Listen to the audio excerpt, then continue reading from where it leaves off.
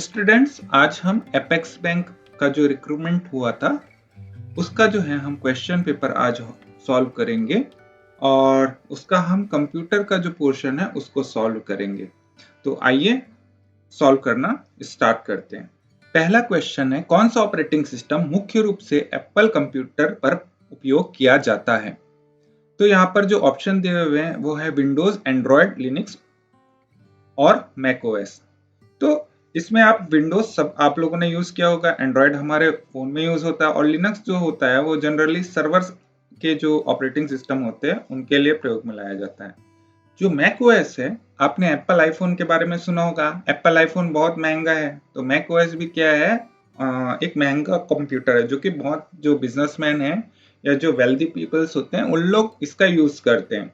तो इससे आप लोग याद रखिए, आईफोन एप्पल का है तो वैसे जो है कॉस्टली है, ज्यादातर देखने नहीं मिलता है। लिनक्स जो है वो आपके सर्वर सॉफ्टवेयर में रहता है, तो आपको लिनक्स भी देखने नहीं मिलता है। विंडोज, एंड्रॉयड आप ऑलरेडी जानते हो, इसी में कंफ्यूजन रहेगा लिनक्स है कि मैक ओएस है। तो एप्पल जो है, आप इससे याद रखिए कि आईफोन है और आईफोन कम लोगों के पास में रहता है। तो ये जो मैक ओएस है ये भी जो है एप्पल का है, तो इसका जो सही आंसर है वो है मैक ओएस। नेक्स्ट क्वेश्चन में हम जाते हैं, किस कंपनी ने कॉम्पैक्ट डिस्क स्टोरेज तकनीकी विकसित की। इसमें जो ऑप्शन दिया हुआ है IBM, माइक्रोसॉफ्ट, एप्पल और सोनी। जब हम इस क्वेश्चन को पढ़ते हैं तो हमको ऐसा लगता है कि जो अदर टेक जायंट्स हैं जैसे कि IBM या माइक्रोसॉफ्ट, इन्होंने इसको बनाया होगा। पर दोस्तों ऐसा नहीं है, क्योंकि सीडी का मेन जो यूज था वो शुरुआत में जब आया था तो ऑडियो के लिए आया था, और ऑडियो का उस टाइम में अगर आप देखोगे तो सबसे ज्यादा जो फेमस ब्रांड था वो था सोनी। तो सोनी और फिलिप्स ने मिलकर कॉम्पैक्ट डिस्क का तकनीक विकसित की थी। बेसिकली सोनी का जो मेन यूज था वो अपने ऑडियो के लिए इसने इसको विकसित किया था, और फिलिप्स ने भी इसमें कंट्रीब्यूशन किया था। तो इसका सही आंसर होगा डी, सोनी। अब हम नेक्स्ट क्वेश्चन में आते हैं। खालिस्तान मुद्रण में प्रत्येक अक्षर को स्याही लगे रिबन पर पिन या हथौड़े से मारकर कागज पर मुद्रित किया जाता है। इसके जो ऑप्शन थे वो था impact printing, non impact printing, A और बी दोनों, इनमें से कोई नहीं। आप सब जानते हैं मारना उसको बोलते हैं इम्पैक्ट करना, तो इसलिए इसका सही आंसर होगा इम्पैक्ट प्रिंटिंग। इम्पैक्ट प्रिंटिंग मुद्रण में प्रत्येक अक्षर को स्याही लगे रिबन पर पिन या हथौड़े से मारकर कागज पर मुद्रित किया जाता है। नेक्स्ट क्वेश्चन है, मल्टीमीडिया संलेखन उपकरण का उद्देश्य क्या है। मल्टीमीडिया फाइलें चलाने के लिए, मल्टीमीडिया सामग्री बनाने के लिए, मल्टीमीडिया फाइलों को संग्रहित करने के लिए, मल्टीमीडिया फाइलों को संपीड़ित करने के लिए। तो जब आप इस क्वेश्चन को पढ़ोगे तो संलेखन लिखा है, और अगर आप इसका इंग्लिश वर्जन भी देखोगे तो वहां लिखा है ऑथराइजेशन। तो जो ऑथर होता है, जैसे बुक का ऑथर होता है, तो बुक का ऑथर क्या करता है, लिखता है या उस चीज को बनाता है। तो इसलिए इसमें जो उत्तर होगा वो होगा मल्टीमीडिया सामग्री बनाने के लिए। जो मल्टीमीडिया फाइलों का संपीड़न है या कंपैरिजन जो उसमें लिखा हुआ है, उसका मतलब होता है कि जो बड़ी फाइल है उसको छोटी करना। तो ये काम नहीं है इसका मेन काम क्या होता है, मल्टीमीडिया सामग्री बनाने का काम होता है। तो इसका आंसर होगा अपना बी वाला, मल्टीमीडिया सामग्री बनाने के लिए। नेक्स्ट क्वेश्चन जो है, ईमेल शब्दावली में बीसीसी का क्या अर्थ है। अब बीसीसी जो होती है ना, वो होता है ब्लाइंड कार्बन कॉपी। इसका जो आंसर है वो है answer A, blind carbon copy. इसमें क्या होता है कि जितने भी लोग होते हैं उनको जिसको भी आप बीसीसी में रखोगे तो वो किसी को नहीं दिखता, सिर्फ उसको जिसका उसमें मेल एड्रेस है। मतलब मान लीजिए अगर मेरा मेल एड्रेस बीसीसी में है और साथ में कई लोगों का है, तो जब मेरे पास वो ईमेल आएगा तो सिर्फ मुझे ही दिखेगा कि मेरा मेल एड्रेस बीसीसी में है। बाकी जितने लोगों का भी बीसीसी में डला रहेगा वो नहीं होगा, तो मुझे पता नहीं चलेगा कि किस किस को और कॉपी गई है इस मेल की। तो ये यूज होता है बीसीसी का, इसको बोलते हैं blind carbon copy. Okay, next हम जाते हैं अपने क्वेश्चन में, जो है URL https://www.scientech-easy। तो ये जो है इसमें आपको उससे पूछ रहा है कि कौन सा प्रोटोकॉल है, www या https या .com या उपरोक्त सभी। तो इसमें जो कॉलन से पहले वाला जो पोर्शन होता है ना हमेशा यूआरएल में, वो होता है प्रोटोकॉल। तो जैसे कि कॉलन से पहले HTTPS है, तो HTTPS जो होगा इसका आंसर होगा। इसमें अदर जो ऑप्शन है www, वो वर्ल्ड वाइड वेब के लिए जनरली यूज करते हैं। .com जो होता है वो एक डोमेन नेम है ना, तो ये दोनों नहीं आएगा और उपरोक्त सभी आएगा ही नहीं, तो इसका सही आंसर है बी, HTTPS। नेक्स्ट क्वेश्चन है, कौन सा क्षेत्र आमतौर पर दक्षता और उत्पादकता बढ़ाने के लिए कंप्यूटर नियंत्रित रोबोटों का उपयोग करता है? तो ऑटोमेशन समझ जाइए, ऑटोमेशन के बारे में पूछ रहे हैं, कहाँ सबसे ज्यादा ऑटोमेशन यूज हो रहा है। तो अगर आप, ये बहुत ही बेसिक क्वेश्चन है, सब जगह हो रहा है, पर सबसे ज्यादा जो ऑटोमेशन हो रहा है ना वो है उत्पादन में, प्रोडक्शन में, इंडस्ट्री में सबसे ज्यादा रोबोट्स यूज हो रहे हैं। तो इसका सही आंसर है बी, उत्पादन में। नेक्स्ट क्वेश्चन है, उबंटू, फेडोरा, डेबियन निम्न पर आधारित ऑपरेटिंग सिस्टम के उदाहरण है। तो देखिए आप ना दो चीज याद कर लीजिए, एक चीज हमेशा याद रखिए, एक जो सबसे कॉमन ऑपरेटिंग सिस्टम है वो है विंडोज। अब उसका तो कोई दूसरा वर्जन होता ही नहीं है। उसके बाद आता है Mac OS. Mac OS, iPhone से मैक ओएस को याद कर लीजिए, है ना।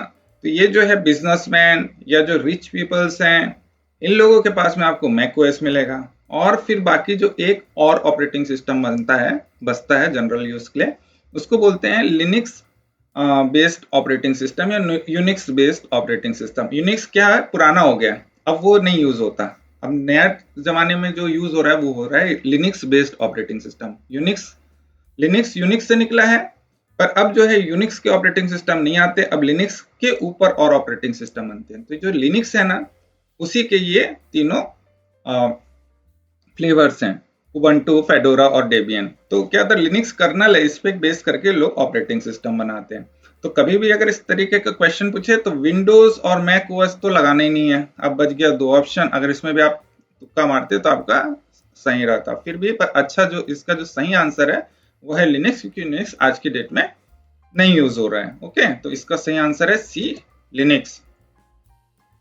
अब नेक्स्ट क्वेश्चन जो है वो है, कंप्यूटर का कौन सा भाग सारी आंतरिक घटकों को जोड़ने और उन्हें एक दूसरे के साथ संचार करने की अनुमति देने के लिए जिम्मेदार है? तो इसमें जो ऑप्शन दिया हुआ है, central processing unit, CPU, graphics card, motherboard या फिर पावर सप्लाई यूनिट। तो पावर सप्लाई का आपको पता है सिर्फ पावर देने का काम होता है। ग्राफिक्स कार्ड का यूज जनरली जो होता है हाई एंड ग्राफिक्स के लिए यूज होता है, जैसे कि गेमिंग या फिर production, like film production, video editing, ये सब के लिए ग्राफिक्स कार्ड का यूज होता है। सेंट्रल प्रोसेसिंग यूनिट उन सब चीजों का मैनेजमेंट करती है, कैलकुलेशन करती है, ये सब जो करता है सेंट्रल प्रोसेसिंग यूनिट करता है। पर मदरबोर्ड में ही ये सारी चीजें लगती हैं, है ना। सेंट्रल प्रोसेसिंग यूनिट को भी अगर जब तक आप मदरबोर्ड में नहीं लगाओगे तब तक वो काम नहीं करेगा। इसलिए इसका जो आंसर है वो है मदरबोर्ड, क्योंकि मदरबोर्ड ही सारी आंतरिक घटकों को जोड़ने के लिए प्रयोग में आती है और उसी में ही सारे सर्किट डिजाइन होते हैं जिससे कि सारा संचार होता है। तो इसका सही आंसर है मदरबोर्ड, सी। नेक्स्ट क्वेश्चन है, लेजर प्रिंटर कागज पर चित्र और पार्ट बनाने के लिए किस प्रकार की सामग्री का उपयोग करता है? तो इसमें जो ऑप्शन दिए हुए हैं, तरल स्याही, टोनर, रंग द्रव, मोम। बहुत सारे लोगों को पता होगा, इसका सही आंसर बी है, टोनर। पर जिनको नहीं पता है उनके लिए मैं बता देता हूँ, लेजर प्रिंटर में टोनर यूज होता है। टोनर एक पाउडर टाइप की चीज होती है जिसको कि उसमें प्रिंटर में डालते हैं और उससे फिर प्रिंट होता है। कलर लेजर प्रिंटर में टोनर के 4 टाइप के होते हैं जिसके डिफरेंट कलर होते हैं, CMY के बोलते हैं, तो वो डिफरेंट कलर है ना, कियान, मेजेंटा, येलो और ब्लैक। तो CMY के कलर होता है। और जो अपना इंकजेट होता है उसमें तरल स्याही यूज होती है। मोम जनरली जो होता है थर्मल प्रिंटर में कई जगह यूज होता है। और नेक्स्ट क्वेश्चन में आते हैं अपन, वर्तनी जांच के लिए किस फंक्शन कुंजी का उपयोग किया जाता है? तो इसका सही आंसर है F7। ठीक है, F7 दबाइए और स्पेलिंग चेक करिए। ठीक है, डेटा श्रेणी के भीतर एक विशिष्ट पंक्ति और स्तंभ प्रतिच्छेदन से मान वापस करने के लिए किस एक्सेल फंक्शन का उपयोग किया जाता है? तो इसमें मेन बात ये बोल रहा है कि आप एक कॉलम नंबर डालो और आप एक रो नंबर डालो, वो जहां मिलेगा ना उस चीज को वो उठा लेगा। ठीक है, तो ये जो चीज है ना, आप में से बहुत सारे लोग लुकअप, H लुकअप या वी लुकअप लगाए होंगे, पर इससे नहीं होता। इसका सही आंसर जो है ना वो है आपका इंडेक्स। इंडेक्स फंक्शन के थ्रू होता है। अब इसको जाके देखिएगा, इसका जो आंसर जो है सही आंसर वो है डी, इंडेक्स। ठीक है। नेक्स्ट क्वेश्चन जो है वो है पावर प्लांट में स्लाइड मास्टर प्रेजेंटेशन निर्माण प्रक्रिया में कौन सी अभिन्न भूमिका निभाता है? व्यक्तिगत स्लाइड ट्रांजिशन लागू करना, जटिल एनिमेशन डिजाइन करना, समग्र स्लाइड टेम्पलेट और शैली को परिभाषित करना, बाहरी मल्टीमीडिया तत्वों को एम्बेड करना। तो इसका जो सही आंसर है वो है सी, समग्र स्लाइड टेम्पलेट और शैली को परिभाषित करना। क्योंकि क्या होता है ना, अगर आपने एक फॉर्मेट में अगर आपको सारी स्लाइडें रखना है तो सब में जाके या तो करना पड़ेगा या फिर आप सीधे स्लाइड मास्टर से एक बार डिफाइन कर दो और उसी फॉर्मेट में फिर आपका जो है सारी स्लाइडें बन के आएंगी, या जब आप नहीं क्रिएट करोगे तो उसी फॉर्मेट में ही बनेगी। तो वो सब काम कहाँ से होता है? स्लाइड मास्टर के थ्रू। ठीक है। नेक्स्ट क्वेश्चन है नियमित एंटीवायरस सॉफ्टवेयर अपडेट का उद्देश्य क्या है? इसके जो ऑप्शन दिया था वो था वे कंप्यूटर के हार्डवेयर प्रदर्शन में सुधार करते हैं, वे इंटरनेट कनेक्शन की गति बढ़ाते हैं, वे सॉफ्टवेयर के लिए नई सुविधाएं प्रदान करते हैं, वे सुनिश्चित करते हैं कि एंटीवायरस नवीनतम खतरे का पता लगा सके। तो सॉफ्टवेयर अपडेट जो होता है, जो एंटीवायरस का जो सॉफ्टवेयर होता है उसमें एक्चुअल में वो क्या करता है कि जो लेटेस्ट वायरस अपडेट होता है ना उसको डाउनलोड करता है और उसके थ्रू फिर आपका जो सिस्टम है उसको स्कैन करता है। तो इससे बेनिफिट क्या होता है कि लेटेस्ट जो नवीनतम जो उसके पास जानकारी होती है वायरसों की, तो उसके कारण से क्या है ना वो नए खतरों का भी पता लगा पाता है और आपके कंप्यूटर को बचा पाता है नए नए खतरों से। हर दिन कुछ ना कुछ हो रहा है आज की डेट में, तो उन सारे खतरों से निपटने के लिए क्या होता है उसमें अपडेट आते रहता है। तो एंटीवायरस अपडेट का मुख्य उद्देश्य जो है वो है ऑप्शन डी, वे सुनिश्चित करते हैं कि एंटीवायरस नवीनतम खतरे का पता लगा सके। नेक्स्ट जो क्वेश्चन है वो है आपका आल्ट विस्टा का नाम किससे प्रेरित होकर रखा गया है?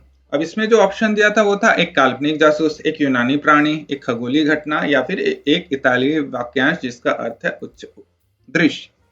तो जब आप जाओगे ना इसमें ऑप्शन में तो आपको बड़ा कंफ्यूजन हो जाएगा भैया क्या होगा। बट ना आल्ट विस्टा जो है अगर आप इसके नाम को देखोगे, हमेशा मैं तो बोलता हूँ इंग्लिश वाले को भी देख लिया करो, तो जब आल्ट है ना तो वो एल्टीट्यूड से रिलेटेड है, तो वो समझ जाइए उच्च हो गया है ना। और विस्ता, अगर आपने विस्ता ऑपरेटिंग सिस्टम के बारे में सुना होगा तो शायद आपको पता होगा विस्ता मतलब कि दृश्य के बारे में बताते हैं। तो इसका सही आंसर जो है उच्च दृश्य होगा। ठीक है। तो इसका जो अपना ये वाला क्वेश्चन है आल्ट विस्टा का नाम किससे प्रेरित होकर रखा गया है, तो इसका सही आंसर है सी, एक इतालवी वाक्यांश जिसका अर्थ है उच्च दृश्य। मैं सोचता हूँ कि आपको बहुत अच्छा लगा होगा और भी बने रहिए, हम इसके जो बाकी के भाग हैं उनके भी सॉल्यूशन आपके लिए बहुत जल्दी लाने वाले हैं। Thank you.